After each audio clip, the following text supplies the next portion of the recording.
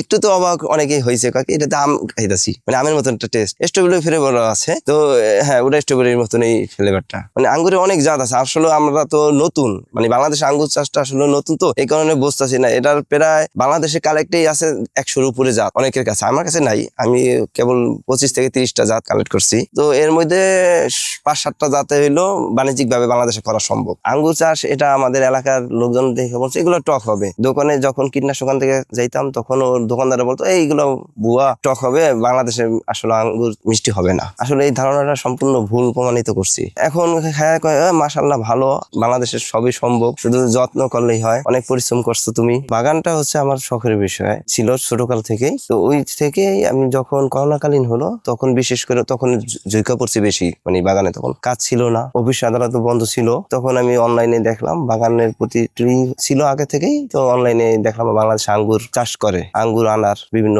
বিদেশি ফল। তো আমি আঙ্গুরের প্রতি একটু আসক্তি হলাম, মানে তখন বিভিন্ন দেশের বিভিন্ন জায়গা থেকে আঙ্গুরের চারা কালেক্ট করি। তারপরে আমি বিভিন্ন জাতের চারা সংগ্রহ করছি, প্রায় 30-এর উপরে হবে, 30টা জাতের উপর কালেক্ট করছি। কিছু চারা ভুল জাত ছিল, কিছু আবার ঠিক আছে ছিল, আবার সবগুলাই ফলও আসে নাই। তো আমি 2-3 বছর যাবত ফল পাইতেছি প্রায় 7-8টা জাতের, আর বাকিগুলো এখনো পাই নাই ফল। তো ইনশাল্লাহ আগামীতে পাবো। আঙ্গুরের এইটা হচ্ছে পুনিং এর উপর নির্ভর করে। তো আমার শীত শেষে যখন বসন্তকালটা আসে তখন পুনিং করতে হয়। পুনিংটা হচ্ছে আপনার আঙ্গুরের ডরমেন্সিতে থাকে, মানে ঘুমন্ত অবস্থায় থাকে শীতকালে, পাতা পাতা ছেড়ে দেয়, সব বেশিরভাগ ফল গাছে ডরমেন্সিতে থাকে শীতকালে। তো শীতের শেষে এটা পুনিং ঘুমন্ত অবস্থায় থাকে, তখন ঘুম থেকে জাগাইতে হয়, পুনিং করে কাটতে, খাঁটি বাংলা যেটা বলে আমরা কাটতে দিতে হয়, ডালপালা ছাটাই করে দিলেই তারপরে আপনার ওটা নতুন করে কুশি ধরবে, ওই কুশির থেকেই ফুল আসবে। প্রথম অবস্থায় আমার একটু অনেক সমস্যা হয়েছে। প্রথম সমস্যাটা হলো আর্থিক, তারপর পরিবারের থেকে এইগুলো টাকা নষ্ট হইতেছে, ঠিক আছে, পরিবার থেকে চাপ ছিল, মানে টাকা নষ্ট করতেছে, বিভিন্ন অনেক টাকা নষ্ট করছে, অনেক জাত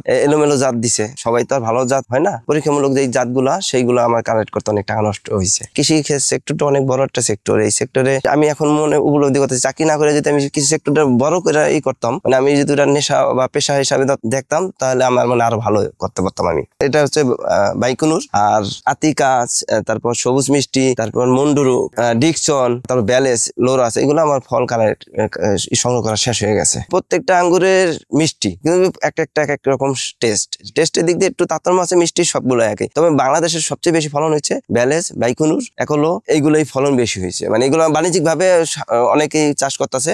তো সামনে মানে আরো গবেষণা করলে হয়তো বা বাণিজ্যিক ভাবে লাভবান হওয়া যাবে। আমার আঙ্গুরের পাশাপাশি এই জায়গায় আছে 15 ভ্যারাইটির বাগান বিলাস, তারপর কাটা মুকুট, তারপর ফলের ভিতরে আছে হলো আখ, কমলা, তারপর মালটা, পেয়ারা, বড়ই গাছ আছে কয়েকটা 3-4 জাতের।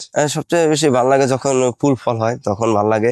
আমি প্রতিদিন অফিস থেকে আইসা অবশ্যই বাগানে একবার আসি, আইসা দেখি আমার বাগানে কি অবস্থা, এই জিনিসটা আমার ভালো লাগে। কিছু কিছু যখন নতুন যেটা আসে তখন আমি রাত্রেও এসে দেখছি, ওই ফিলিংসটা আসলে মানে বলেও প্রকাশ করা যাবে না। মজার ঘটনা বলতে ওই মজার ঘটনা তো মানে আঙ্গুর দেখেই মজা, মানে ওটাই একটা মানে অবাক হয়ে যায় বাংলাদেশে। এবং কালারফুল আঙ্গুর আগে পরে দেখছে হয়তো টক যেটা ছিল, সবুজ মিষ্টি ছিল টক, কিন্তু এই যে কালারফুল আঙ্গুর এটা ছিল না। ফল যখন আসছে, যখন পাকার কালার হয়েছে লাল, মানে সবুজ থেকে লাল কালারটা হয়েছে, তখন আমি খুশিতে ফেসবুকে পোস্ট করছি। তো রাত্রেবেলায় চুরি হয়ে গেছে, সকালে উঠে এসে দেখি আমার মাচায় কোনো আঙ্গুর নাই, মানে এই কাঁচা পাকনা আধা কাঁচা সবই নিয়ে গেছে। তখন আমার খুবই খারাপ লাগছে, মানে আমি নিজেও টেস্ট করতে পারি নাই, আর যারা নিছে তারাও কিন্তু কাঁচা অবস্থা খেলে এটা টক হইব, এটা স্বাভাবিক। এই কারণে এই বছরে আমি কোনো ফেসবুকে পোস্টও করি নাই।